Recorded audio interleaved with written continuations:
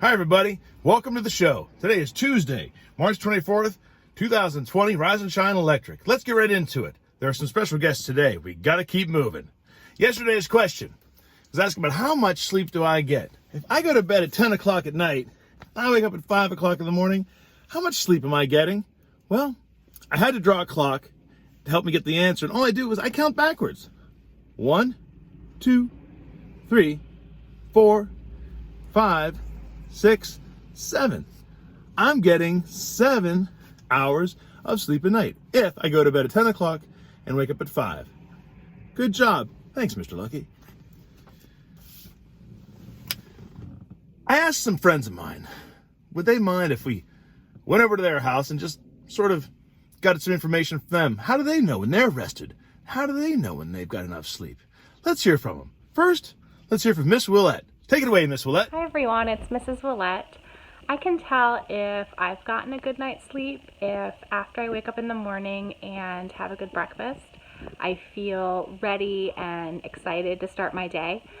And if that's not my feeling, then I think to myself, I've either not gotten enough sleep or I didn't eat a very good, healthy, energizing breakfast. And so then, if that's the case, I make sure I do that the next day. Because a good night's sleep, along with a really good, healthy, energizing breakfast, makes all the difference in getting what you need to get done. Bye, everyone. Well, thank you very much, Miss Willette.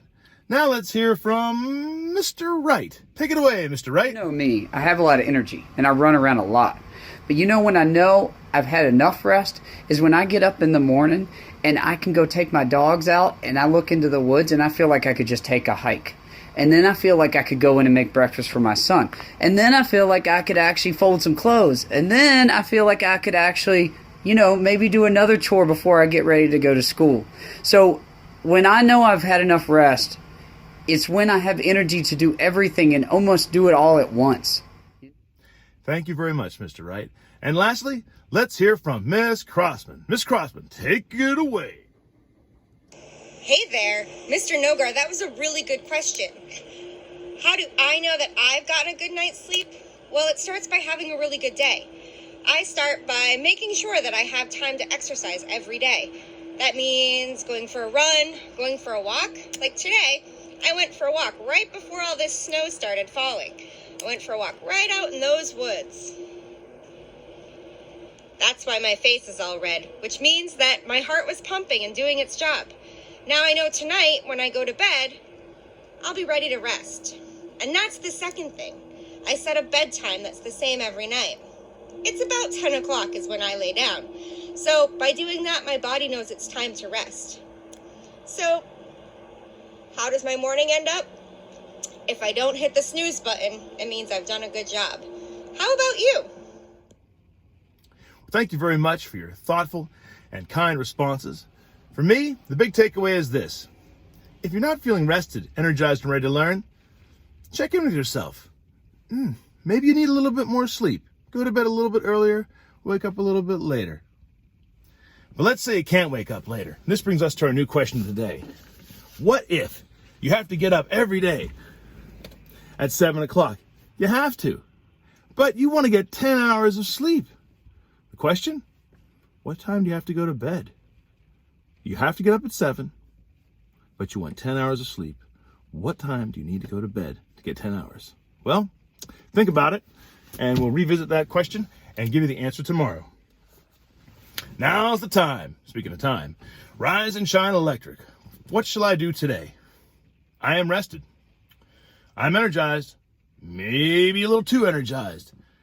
Whew. Well, when I have too much energy, I need to burn a little bit off before I get down to my learning and working for the day, schoolwork for the day. So here's one called the Flash Energy Breaker. It's taken from a Rise and Shine called Superheroes. And it combines superheroes with, well, I guess every other Rise and Shine that includes running. For instance, wait. You don't know who the Flash is? Oh. Well, let me show you. This is who the Flash is. The Flash, world's fastest human. The Flash, whose speed enables him to vibrate through solid walls and conquer the barriers of time and space in the pursuit of evildoers. The Flash, starring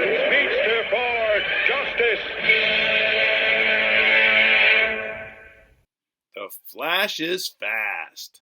And today, the Flash Energy Breaker is all about being fast and breaking down some of that energy so you can sit in your chair and do your schoolwork. It goes like this. You put your hands here. You could do it on a couch too, I suppose, or a sofa. And you give yourself 10 good seconds. Here we go. We will now do the Flash Energy Breaker. Ready, set, go.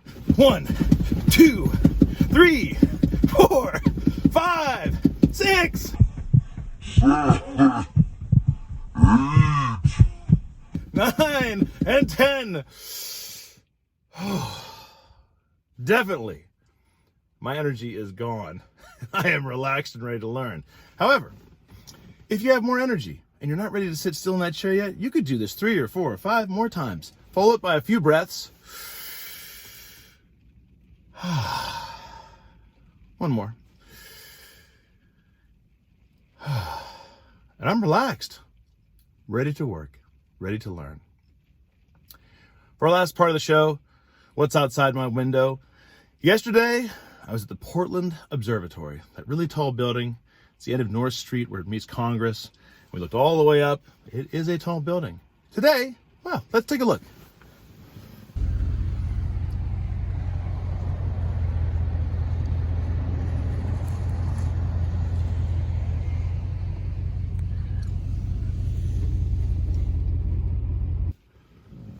Well, if you know where I am, if I'm in your neighborhood, drop me a note and let me know.